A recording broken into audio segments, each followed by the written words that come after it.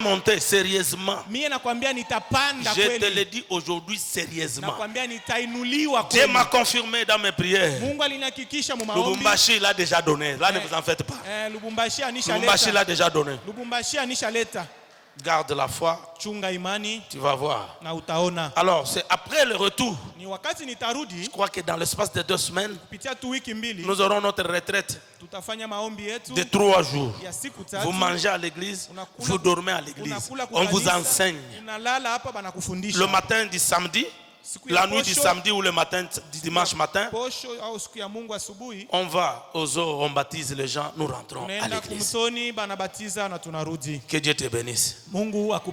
Que Dieu te bénisse.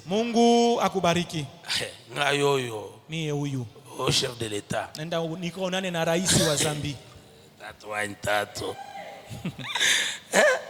Quand je regarde d'où je viens, moi ici.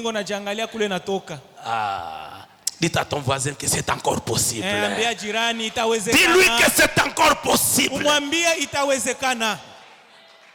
Je ne vais pas vous prêcher. Laisse-moi te dire ce que j'ai vu aujourd'hui.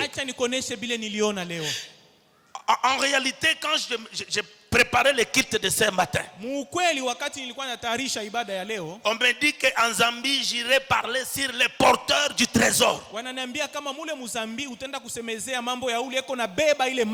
porteurs du trésor. J'ai dit oui, j'irai parler. Je peux voir mes enseignements pour avoir déjà l'idée. Alors quand je termine la prière à 3h du matin, Loba papa osa mystique migolo. Que celui qui croit que cela lui soit donné au nom de Jésus. Je vois, on m'amène un flacon. On me dit dans ce flacon, il y a les médicaments. Personne ne connaît la dose à donner. Le flacon avait la couleur verte. Lorsque j'arrive, on me dit, mais il n'y a que toi qui paie. Donner quelle dose on va donner aux gens. J'ai dit, je connais la dose. Donnez-moi les médicaments. Je prends le médicament, je bois.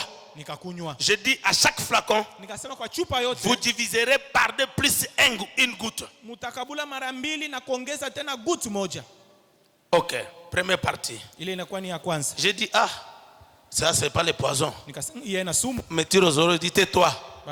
On va t'expliquer ce qu'il y a. Dans le même rêve, je vois 2 personnes qui sont millionnaires. C'est un garçon que je connais, l'un est en France, l'autre c'est Baraka. Vous connaissez Christian Baraka? Christian Baraka qui était le candidat député national. Christian Baraka. Ce sont des garçons qui sont des millionnaires. Les 2 m'appellent. J'arrive là où ils sont. Ils me disent, entre, tu regardes. Lorsque je regarde, l'un commence à me dire, je te donne toutes ces choses-ci. L'autre me dit, je te donne les habits, des pantalons, des chemises. Je regarde, je dis, mais toutes les tailles que vous m'aviez données, ça ne me convient pas. On me dit, tais-toi. On te donne ces choses. On va te dire ce que tu dois les faire avec. Je prends les choses.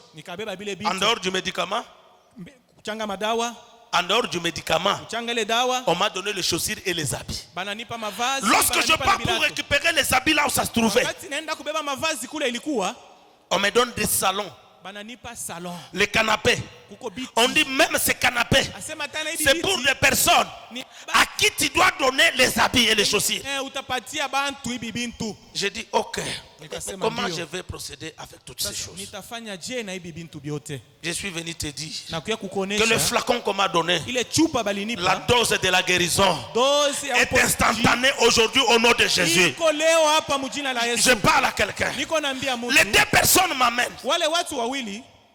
Ils m'amènent. Je leur dis non, millionnaire. Non. On a besoin de 4 personnes. Ces 4 personnes vont travailler au moule. Alors là où on lave les cuivres riches et semi-riches, on commence avec les 4. et que la société sera grande et que c'est toi qui dois donner le nom des gens qu'on va engager. Ça m'a dépassé. C'est-à-dire ce matin, je suis la personne qui t'apporte la guérison au nom de Jésus. Je te dis ceci, ce matin, la honte va quitter. Parce que quand quelqu'un manque les habits, la personne est dans la honte. Je t'amène le vêtement ce matin au nom de Jésus. Je parle à la troisième chose. Que Dieu te bénisse, ma fille. Ça, c'est la parole de personnes sensibles. Quand on donne aux gens les salons, les salons c'est quoi? C'est la stabilité.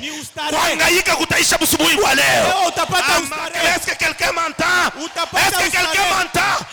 Tu seras stable ce matin au nom de Jésus. Est-ce que je parle à quelqu'un? Toi qui as tenté plusieurs fois, c'est lui qui doit donner les gens qu'on va engager. C'est moi ton père. Sois engagé au nom de Jésus. C'est que le monde des ténèbres a bloqué. J'ai eu la clé ce matin. Toi qui seras engagé au nom puissant de Jésus. Ne te pose pas la question comment. Moi je ne sais pas. Mais toi tu seras engagé. Toi tu seras stable. Toi tu seras guéri. Au nom puissant de Jésus. Que la stabilité soit ton partage. Que Dieu te bénisse, ma fille. Que la stabilité soit ton partage. J'ai dit, mais mon Dieu. Mais dans 15 minutes, tu me montres beaucoup de trucs comme ça. Je me lève, je commence à prier. 5 heures du matin, 6 heures. Si tu regardes mes yeux, je n'ai pas eu plus sommeil. J'ai dit oui. Allons-y vite à l'église. Allez-y, on part vite à l'église. Je ne vais pas remettre aux ayants droit.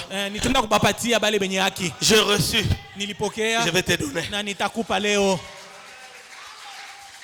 Que Dieu te bénisse. Tu ne seras pas la même personne de ta génération. Mais je dis à quelqu'un, tu ne seras pas la même personne de ta génération. Il mettra toujours la différence. Il mettra toujours la différence. Amen. Amen. Amen. Amen. Mama koleki satango ya koluka qui est mon ennemi. Usitafute wakati ya kujua adui wangu ni nani. Upende, usipende. Tant que j'ai Jésus, faites ce que vous voulez. Wakati niko na Mungu fanya kile unapenda basi. Ça m'est égal. Ça m'est égal. Habita nifanya kitu. Amen.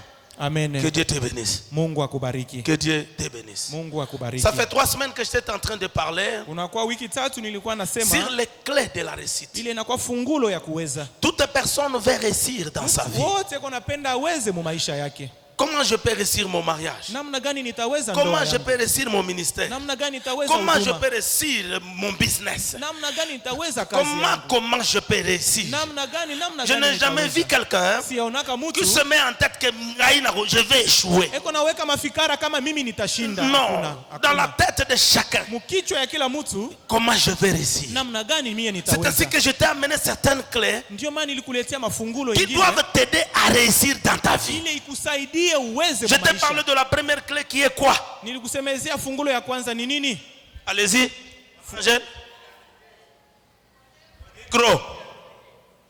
Micro. Connaître. Maman alianza na connaître. Connaître son marché.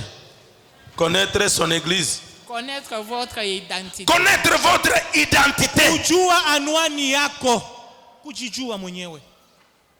Comment tu dois réussir quand tu ne te connais pas? Comment tu peux croire au moment où en toi-même tu doutes? En toi-même tu ne te fais pas confiance que tu peux aussi faire. Comment tu dois réussir? Oh, pour réussir, connais-toi toi-même. Or, toi ta véritable identité, tu es un enfant de Dieu. Or, ton père à toi, c'est à lui appartient l'or et l'argent, les mariages, les voyages, la bonne santé. Tout ça appartient à ton père. Pour toucher à ces choses, tu dois te connaître. Il faut mieux